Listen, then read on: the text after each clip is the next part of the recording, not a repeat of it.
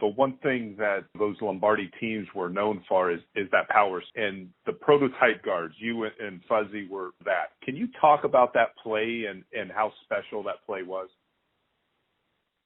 Well, it gained 8.3 yards per carry the first 3 years we ran it.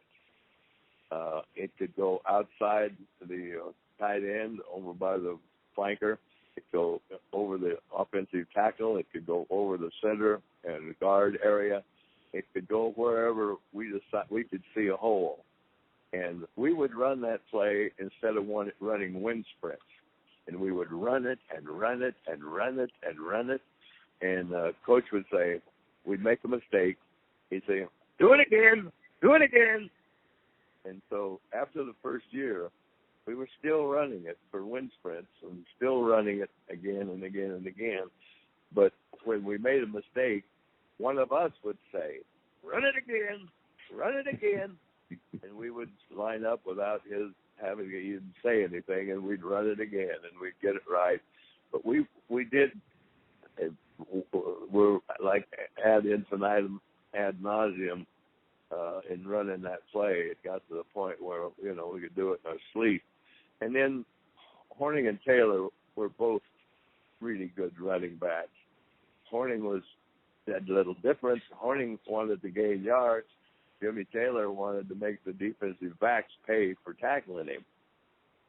Jimmy would get around the corner, and that safety would be inside of him, maybe 10, 15 yards, and just he and Jimmy out there, and Jimmy would turn and run towards the safety and try to give him a thigh or a shoulder or a blow of some sort.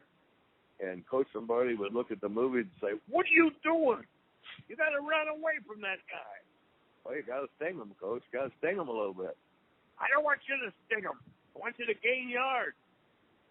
And so they were different runners, but they were both exceptional runners. And Paul was incredibly talented, throw the ball, kick the ball, run the ball, whatever you wanted him to do. And he did it with a knowing ability. He was much more mature and much more sophisticated in knowing the whole field, where they were, where people were.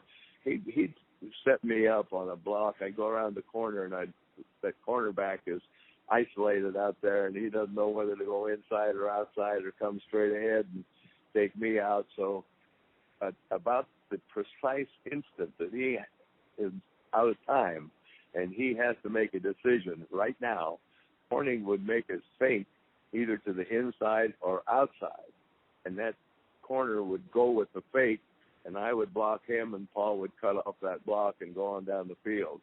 And he was just exceptional with that move and with that understanding and knowing of where to move and when to move and how to move.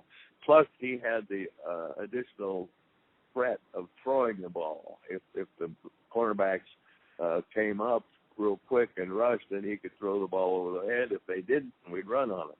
So that was a sensational play, and we had some great execution.